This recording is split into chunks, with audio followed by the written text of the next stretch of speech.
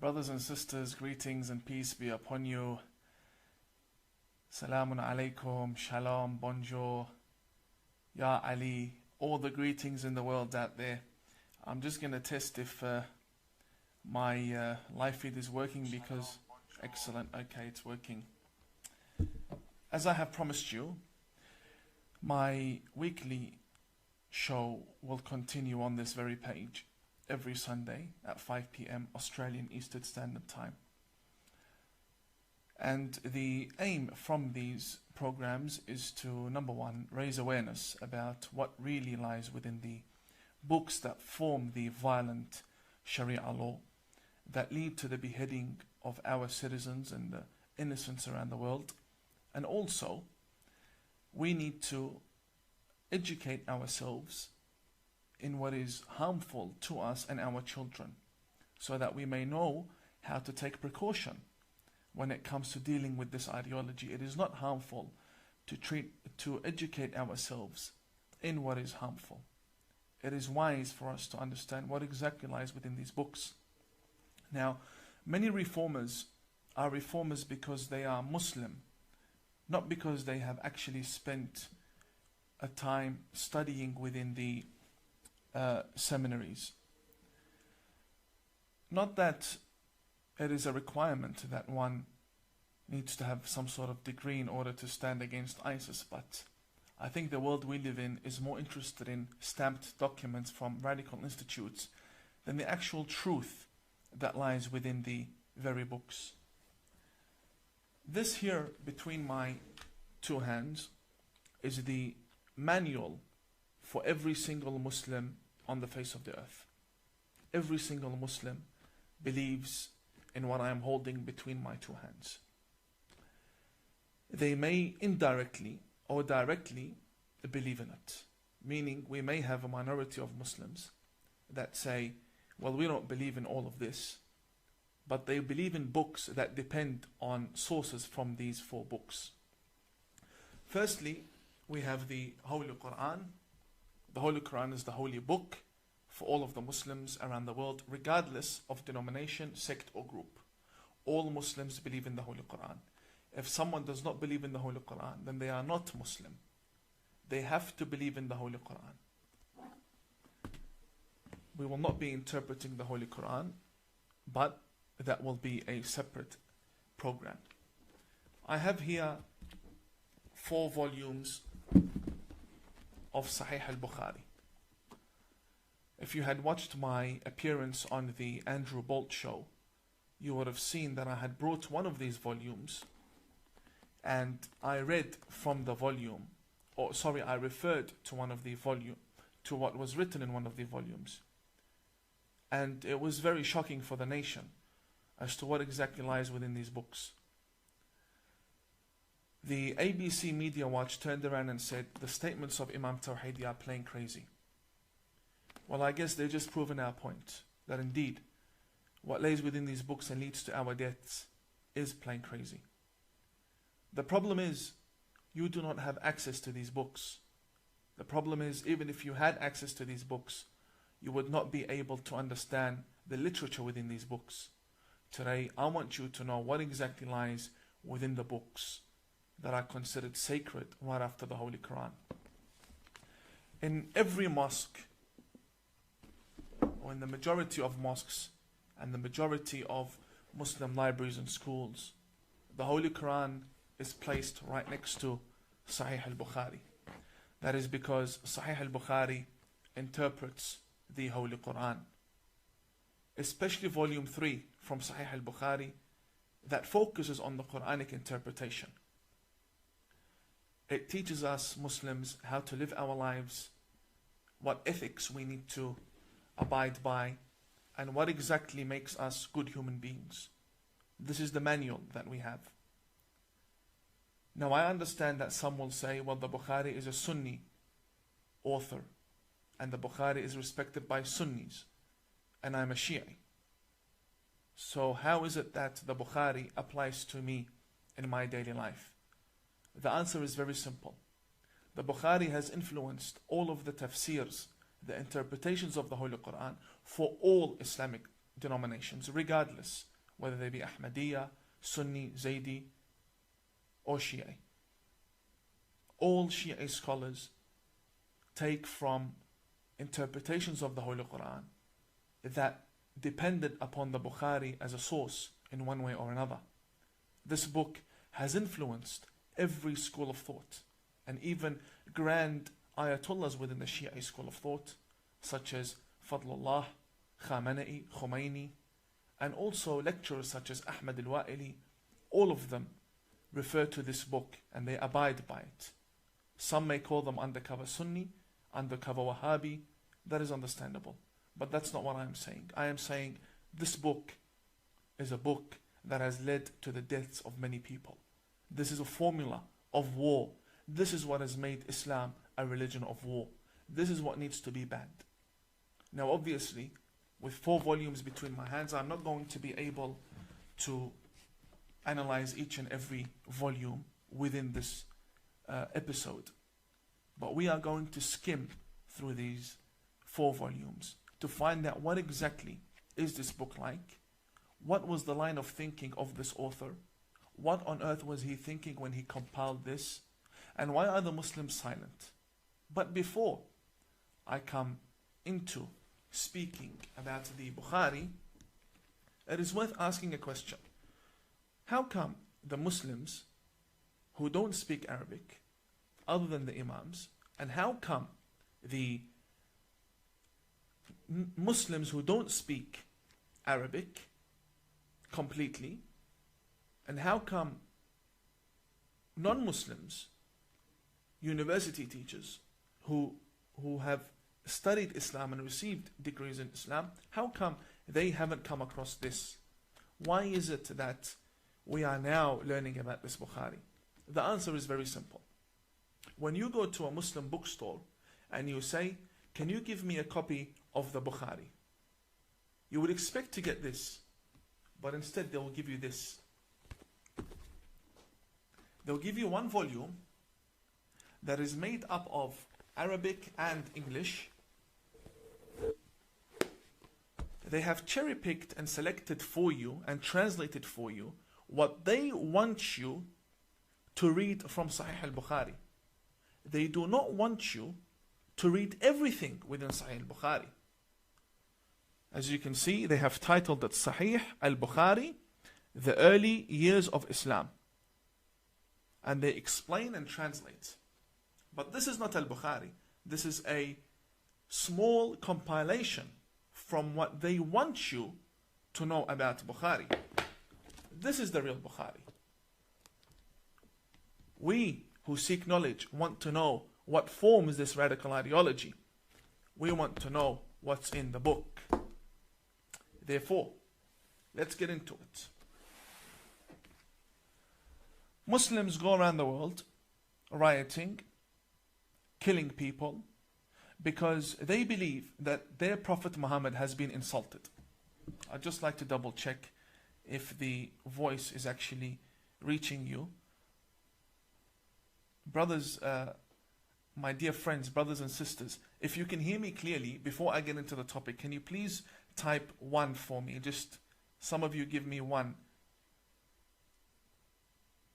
I'm reading the comments.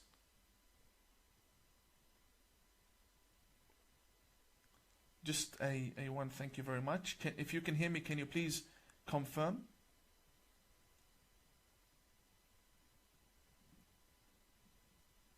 Okay, excellent. We've received confirmation. The Muslims say that Prophet Muhammad is the best role model. They say that Prophet Muhammad is the best human being and that we should all follow him. I, as a Muslim, believe that. Why? Because I believe that the Prophet Muhammad, that I believe in, my version of the Prophet Muhammad, is someone who respects the Jews and loves the Christians and honors the atheist and allows churches and synagogues within his government. The problem with my version of Muhammad is that only a minority follow it. The majority follow a different Muhammad. And when I say majority, I do not mean 5 to 50%. I mean 95% of the Muslims believe in the Muhammad, the Prophet Muhammad portrayed in the Bukhari. Nowhere else. Nowhere else. All books of history refer to the Bukhari. So let's find out, what really is Muhammad like according to the Bukhari, according to the faith of the Grand Mufti, according to the faith of television celebrities that are Muslim in this country, according to the faith of activists within America. All of these Muslims who go and say that Prophet Muhammad was an environmental activist, a human rights activist. Okay, I don't disagree, but is that the Muhammad you believe in? Or are you changing fates every time you're subjected to a question that you cannot answer? So you change faith in order to answer that question.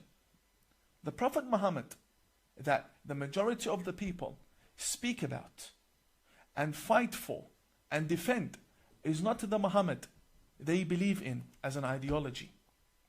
There's a big difference between the Prophet Muhammad in the actual sacred scriptures and the Prophet Muhammad that is portrayed as a prophet to the West by 95% of the Muslims.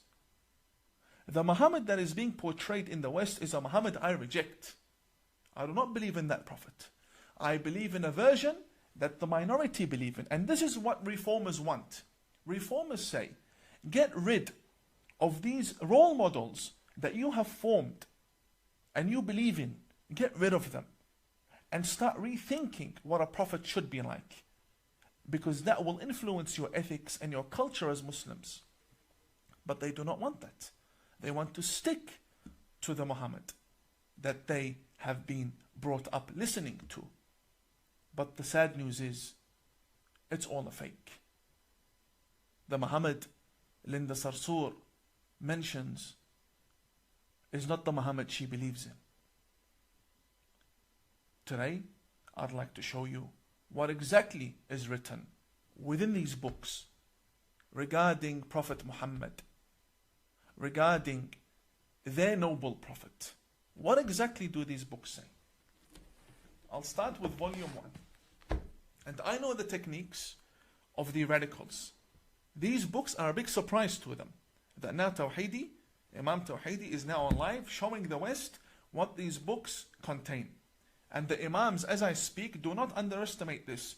As I speak, the Imams are contacting each other right now, without a doubt. And they will hold an emergency meeting as to what to do with Imam Tawhidi. Because I know how my community will react. So before they start saying this is a fake cover and the inside is not the real Bukhari, I'll have to show you up close that this is the Bukhari. This is Shahih Al-Bukhari. And this here is volume 1. And I will show you the license of the publication. Just for the record, you can pause the video later on. This was printed in Beirut, Lebanon, and it was printed by the publisher Dar al-Kutub al-Almiya.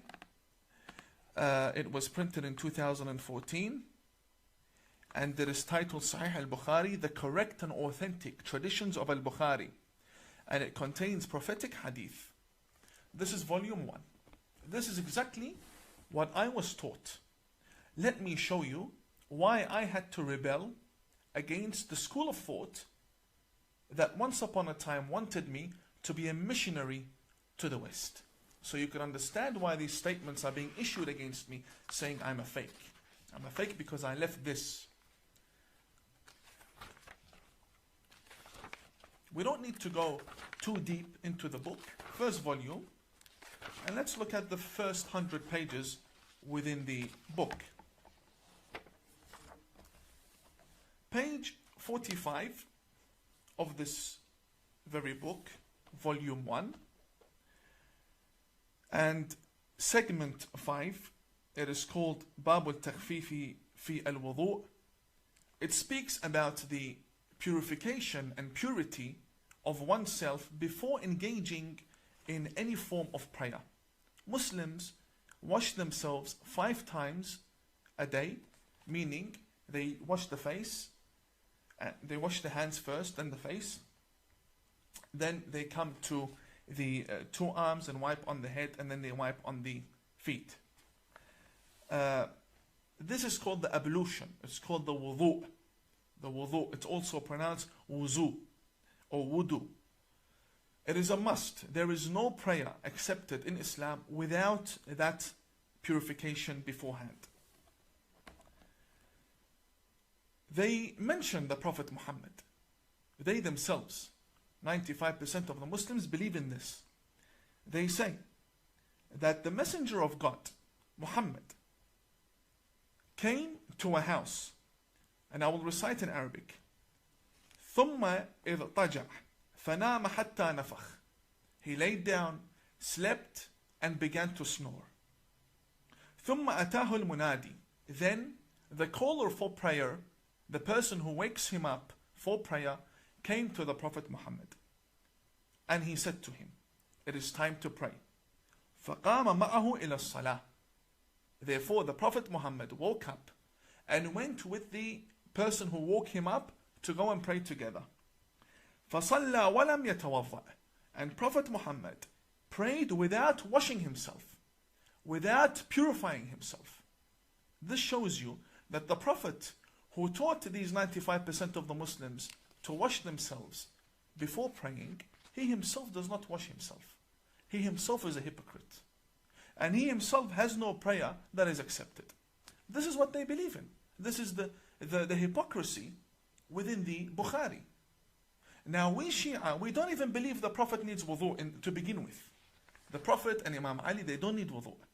They are pure. Jesus, Moses, all messengers of God are pure. Yes, Umar ibn al-Khattab needs wudu. Umar ibn al-Khattab, who spread Islam by the sword, he needs wudu. He needs purification. As for a prophet, it doesn't make sense.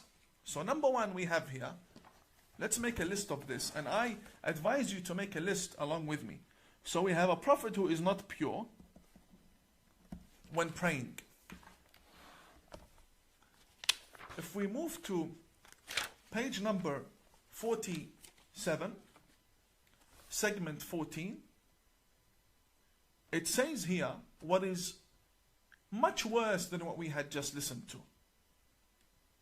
It states that a man by the name of Abdullah bin Umar, he says, فَرَأَيْتُ رَسُولَ اللَّهِ يَقْضِي حَاجَتَهِ مُسْتَدْبِرَ الْقِبْلَةِ مُسْتَقْبِلَ الشَّامِ, which means I saw the messenger of God, I saw the apostle of God in public performing his number one and number two in the middle of the street while facing Sham. Sham basically means Palestine. In another tradition, it says that he was seen مستقبل بيت المقدس. He was seen facing towards Masjid al-Aqsa. Now we have the Palestinians, they're fighting for Masjid al-Aqsa. They're fighting for the Aqsa Mosque in Israel. And here the same Muslims tell us that their Prophet used to do number one and number two facing towards that direction. Deliberately. This is the Prophet you believe in. And this is the Bakri version of the Prophet. This is the Umari version. And a prophet from God in the middle of the street doing number one, number two for everyone to see him. And it gets reported in history after 1,400 years. And you're proud to be following such a prophet? If we come down to page 62, we're still within the first 100 pages. We're still within the first 100 pages. Page number 62.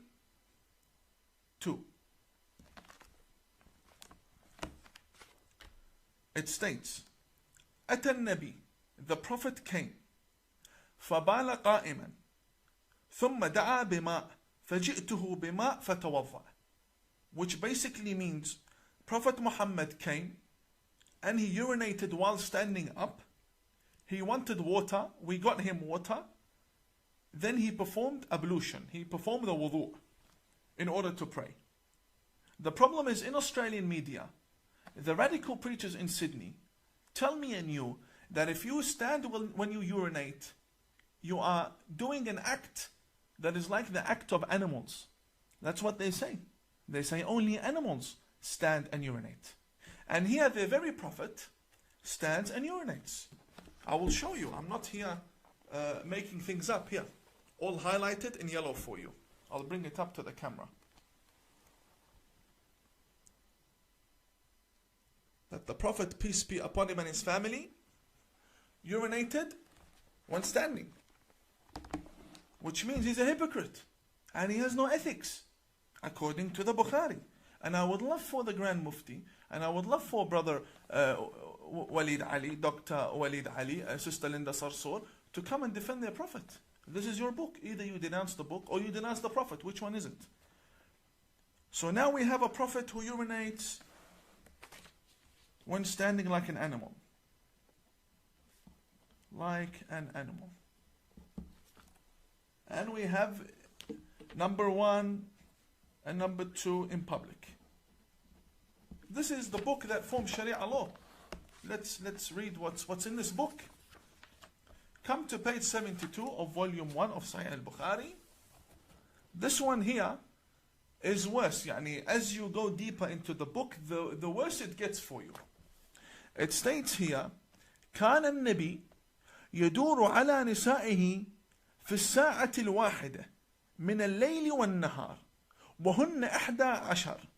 قال قلت لأنس أو كان يطيقه؟ قال كنا نتحدث أنه أعطي قوة 30.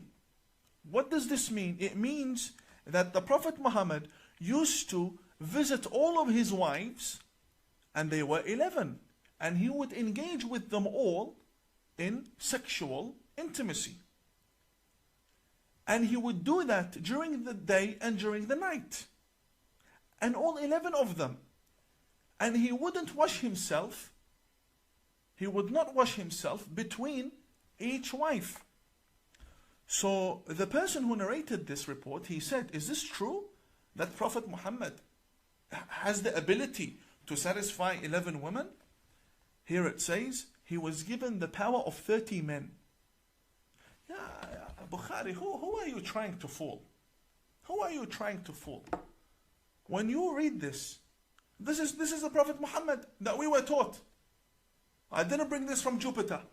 This is the book for the greatest scholar in Islam after the Quran, according to 95% of the Muslims. I didn't make this up. It's in the Bukhari. I'm more than happy to bring this on any platform and we'll debate about it. This is very sad. Very sad. Prophet Muhammad, who you love and you go around killing people for. This is your hypocrisy. This is what you believe about your Prophet. This is the issue when we say ISIS came from Sunni Islam and they are doing what they are doing in Iraq. Or everything is focused about the sexual desires that they have. Blow yourself up to get 72 virgins. This is your Prophet. Running around during the day and the night. He has nothing better to do. God sent him to engage in intimacy. He had nothing better to do, according to your most important source. Now, this, and we're still on page 72. We're still on page 72, over here. Page 72. We haven't even reached page 100. And it just gets worse. This is volume 1. Volume 1 from Sahih Al-Bukhari. As we are going through these books, you will see that the level of intellect and integrity and dignity and respect that the author has when speaking to his people regarding his own Prophet is very low. Very low level of respect when speaking about the Prophet. And none of us would want 1,400 years down the track to have a most important book circulated everywhere, considered sacred, that contains matters of your private lifestyle, matters of how you would deal with your wife. These are shameful things, and these are present in every mosque. And this is why our youth focus on the 72 virgins. Because if their Prophet is running around after women 24/7, in the day and in the night, في الليل والنهار, it's written in the book, during the day and during the night, then we cannot blame the radicals for wanting 72 virgins. Now we come to page 221. 221. The chapter of jihad begins. And this is the problem that we have when it comes to jihad. This here is volume 2 from Sahih Al-Bukhari, the most sacred book after the Holy Quran. And this here is the chapter of jihad, so nobody says we're making things up. Chapter of jihad. We will open the chapter of jihad that is present in all of our mosques. Thank you very much. Thank you very much for importing these books from overseas. Segment number 7 in chapter 6 of volume 2, page number 223, as I have highlighted for you. I don't know how clear that is. I can provide you with scans if you like. The name of the chapter says it all. The name is called Bab Tamanni Al-Shahada. The chapter of loving martyrdom. I want the Grand Mufti to answer me, what does this mean exactly? Because I know they will say it took it out of context. No problem. I'm an Imam and I've taken it out of context. You explain, please. قال رسول الله صلى الله عليه وآله والذي نفسي بيده لوددت أني أقتل في سبيل الله ثم أحيا ثم أقتل ثم أحيا ثم أقتل ثم أحيا ثم أقتل. What does that mean? It means that Prophet Muhammad says, I vow by God that I wish that I could be killed for the sake of Allah, then brought back to life, then killed, then brought back to life, then killed, then brought back to life, then killed once again, and then you go become a martyr and you go and you get your 72 virgins. And this is not something that we are just reading. This is not a magazine. This is Sahih Al-Bukhari. The authentic. Sahih means authentic. After intense filtration for 1,200 years, this is what we have now come with to form the religion of Islam. So when you see its non-stop attacks towards the West, you know why. Because they themselves wish to die, come back to life, to die again, come back to life, and die and come and non-stop. This love for death that they have, I don't know where it comes from. Do you know where it comes from? It comes from this book. When you wonder, what is the root for terrorism? This book. This here. When the Muslim is taught that your Prophet wishes to die and come back to life once again, just in order to die again, you can't blame the 15-year-old and the 17-year-old and the 22-year-old to want to go and blow themselves up. You cannot blame them. This is in the book. And this book is in Australia. This book is... When I show you, the ABC says I'm playing crazy. When I'm silent, the right says we're crazy. So please, left and right, let me do my job. I'm here to raise awareness. Now, we finished from an example. These are all examples I'm giving you. I cannot go through the whole book. Examples I'm giving you with regards to jihad. Now, the book, the very volume explains to us why the Prophet would say such a thing. According to Al-Bukhari. Why would the Prophet say such a thing? Very easy. You read in page 348. I'll lift it up again for you. 348. This says, segment number 11, chapter 59. It says, Bab Sifat Iblis wa Junudih. The characteristics of Satan, of Shaitan, of Satan and his soldiers. Then we have a testimony from Aisha. Aisha is the wife of Prophet Muhammad, who was also a terrorist after the life of Prophet Muhammad. She was leading an army that killed many people, tens of thousands of people in Basra, also known by the Battle of the Camel. Aisha, this is the 7-year-old wife, apparently. According to us, according to our evidences, the more reasonable evidences, she was over 18, she was over 20. And we also have evidence that she was married and she had a child before she married Prophet Muhammad. But we won't get into that. All the Muslims haven't agreed upon her age. But what they have agreed upon is that she was either 6 to 13 by the 95% of the Muslims. The majority believe she was underage. Yes, I will not deny. Here, the very lady, Aisha, says, and Aisha, hadith number 3268. She says, سحر النبي حتى كان يخيل إليه أنه يفعل الشيء وما يفعله. It means that the Prophet Muhammad was possessed. He was possessed. He was a crazy, delusional man. To the extent, حتى, she says, حتى كان يخيل إليه, to the point that he would start imagining things. And he would consider that he has done things when he didn't do anything. So, when you find the Prophet saying, I want to die and come back and die and come back, it's because they believe he's a delusional man. They believe he's a psychopath. They believe he's being possessed, which is even worse. How can an apostle of God be possessed by jinns? This is what they believe. Page 348. We're not making this up. Let's come to page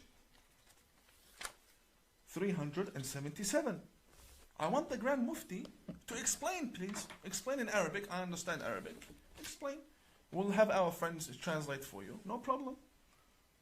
Page 377. It states that the Prophet in 3372, Prophet Muhammad used to doubt in previous prophets, which clearly contradicts the Holy Quran.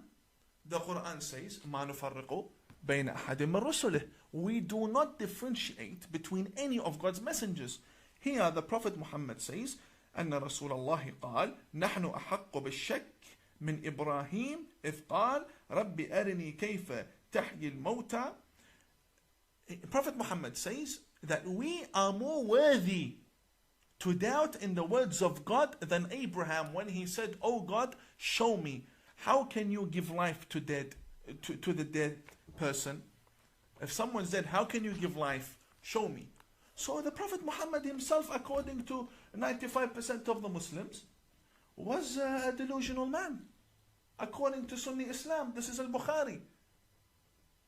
So if your Prophet was doubting in his own message, in the revelation that had come to him, then why do you not allow anyone else to doubt in your Prophet? Why do you always want to paint a good picture? Firstly, reform, get rid of this book, and then we'll start a new platform of understanding what are the good things in the life of Prophet Muhammad that you can learn from. Not this book. We're up to volume 3. Volume 3 from Shahih Al-Bukhari. غلط البخاري. Volume 3. And here I have a challenge. I have a big challenge right now. I'll just double check since I turned my live off. Okay, we're still going. To be honest, I stopped taking notes down about everything. I might as well do it now. So now we have a possessed sexually hungry prophet, from what I can remember. Because we need to find the result at the end of the day. This is volume 3. Let me take you to page 462. This one here. Any Muslim from the majority faiths. A big challenge to all of my brothers out there. The Grand Mufti, the Australian National Imams Council, all of my brothers. Sister Linda Sarsour, all of my sisters as well. Sister Linda Sarsour, Yasmin Abdul Majid, Brother Walid Ali, all of the brothers who consider themselves Muslim. This is your book. And this is not any book. This is the number 1 book after the Quran. Page 462 states, Hadith number 5445, segment number 44. The door or the chapter of the dates. Dates. قال رسول الله, it says, the Prophet Muhammad says, من تصبح كل يوم 7 تمرات لم يضره في ذلك اليوم سم ولا سحر. It states over here, because I want to show you the accuracy of this book that is killing our people. I want to show you the accuracy. It says over here, whoever wakes up and eats dates, whether they be 7 or different reports, whoever eats dates will be immune to poisoning during that day. Whoever eats dates will not be affected by any poison. It says over here, sum, which means any poison. Okay. I have a challenge. I have here dates. And I have here kerosene. I have here kerosene. And I have a cup of water. I have an empty cup, a glass. So you can see perfectly. And I have 2 dates over here. My challenge to the Australian National Imams Council. If this book is accurate, that means the Prophet portrayed in the previous volumes we just shown is an accurate portrayal. And you cannot blame anyone for thinking wrong about your Prophet. If it is not true, then denounce. Say this is not a good book. Do not consider it sacred. Because people are dying because of the chapter of jihad. If it is true, then come. Here, I have 2 dates for you. I have 2 dates and it's iftar time. Now you're breaking your fast. 2 dates and I will pour you a cup of kerosene from Bunnings Warehouse. Come drink. Yalla Habibi, come. Come drink, and I want to see how you will not end up in the hospital. If you end up in the hospital, then you have done that to yourself for the sake of your own faith. If you end up dying or you end up with serious injury, then you're a victim of your own faith. This is what you believe in. And if you end up healthy and nothing's wrong with you, I will convert to your faith. I will resign as a Shia Imam and I will come and I will kiss your feet and I will study under you. I will start all over again. If you can prove me wrong, come. I'll pour you 1 cup from this after you have 2 dates so we can see exactly, is this book accurate or no? If it is really the word of God and if it's really what you believe is correct, come. I give you 2 dates plus here a kerosene and enjoy. This is nonsense. This is volume 3. Now we're up to volume 4. And volume 4 is a tragedy within a tragedy within a tragedy. Volume 4 from Sahih Al-Bukhari. Volume 4 Sahih Al-Bukhari. And by the way, the books of the Shia will come next. This is the main Sunni author. Shia authors will come next. I will bring the Shia books and we will see exactly what's going on in this faith. We'll bring them all. The books of Khomeini and the thawing of the underage children, they will all come. So now we have volume 4, because this is very interesting. Because this is very interesting, I'm going to show you the license again of this very volume so nobody says it's a lie. Okay. Now let's go very far away from the whole world of jihad, and I'm pretty sure Islam has something to offer. I'm pretty sure 95% of the Muslims believe in a faith that should have something to offer, yani at least some medicine. Let's take a look at the medicine here. Also page 16. Page 16, it says the chapter of medicine with the urine of the camel. تفضل. Chapter of medicine with the urine of the camel. Medicine, medication, cure with the urine of the camel. Let's read. It states, a group of people came and visited the Prophet in Medina, which means he had a government. I don't believe the Prophet had a government, but I believe he had a strong establishment. We'll speak about the government of the Prophet in a different time. As for now, they came to Medina, where the Prophet had his religion established. And they became sick. What do they do when you become sick and you have the Prophet? He's the best doctor. So they went to the doctor. The best doctor in the opinion of the Australian National Imams Council. The best doctor in the opinion of the Grand Mufti, Dr. Ibrahim Abu Muhammad. The best doctor according to all of the Muslims. The best doctor, the Prophet Muhammad. This is your book, not mine. This is your book.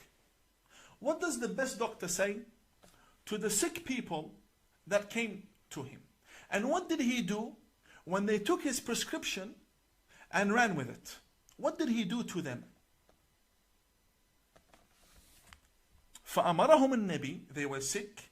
فأمرهم النبي, he ordered them أن يلحقوا براعيه, that they go after the owner of the camel.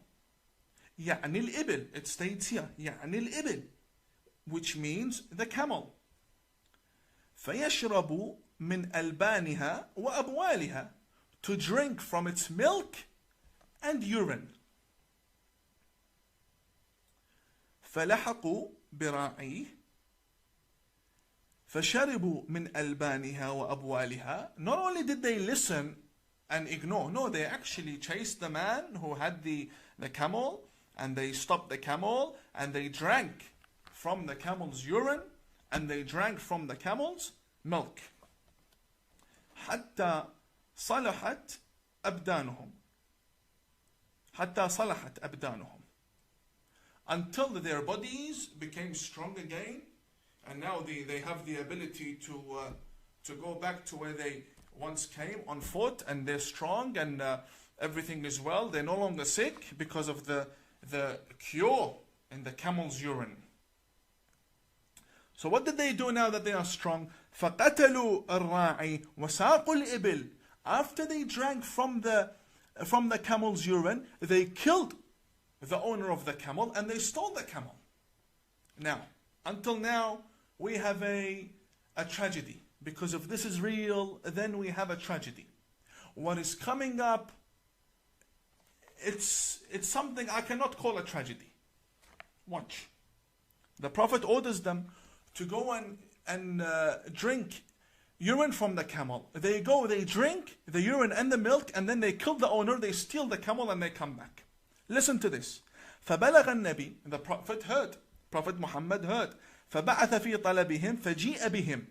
So he said to his companions, go bring these two people who did this to the owner of the camel.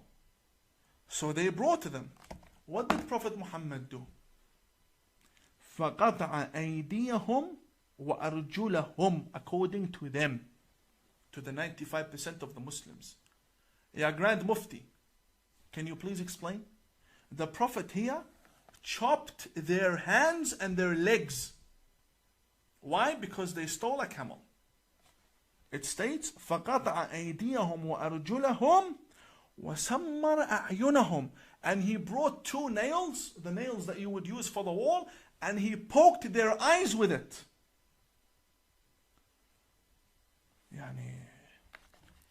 This is a terrorist. What kind of a doctor is this to begin with? You have someone who's sick, comes to you, you refer them to go drink camel urine, and then when they steal the camel and they kill the owner, you chop their hands and their legs, and then you poke their eyes with nails. This is your prophet. This is your prophet. I did not make these books. This is your religion.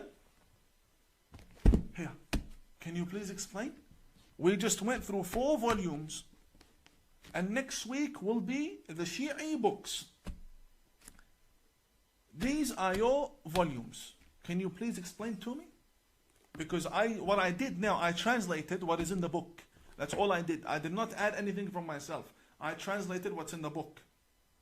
Can you please explain if I as an imam have taken it out of context? You please explain to me. How can 4 volumes be taken out of context? How can go drink the urine of the camel be taken out of context? How? But you don't find any of this in this English version that they give you as a gift on the streets of London and in Sydney, because they do not want you to know what's in the book. Therefore, this is the very book that teaches us jihad, and this is the very book that teaches the Muslims how to love their prophet. We saw their prophet, and we saw the jihad, and we saw exactly what Bukhari teaches. Dear Grand Mufti, dear Mufti of Egypt, dear Mufti of Lebanon, Mufti of Syria, any Mufti, come defend your prophet.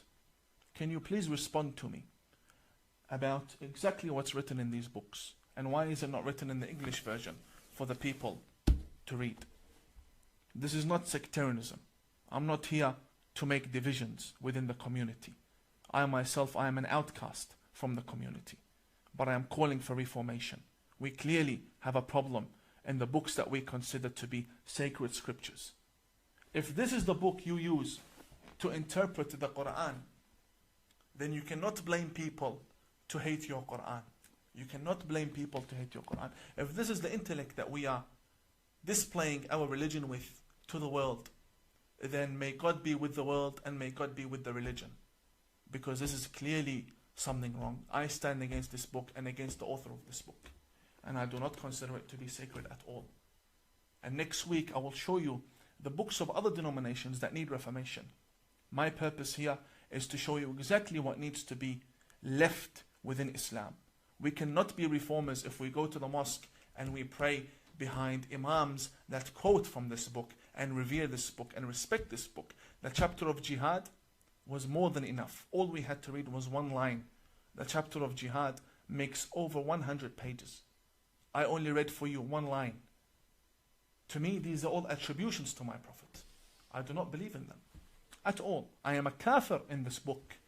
I do not believe in it at all. I believe in the prophet that loved Moses and loves Jesus. And we have a study, but the problem is only a minority believe in that study. And now we have reached the end of the first show.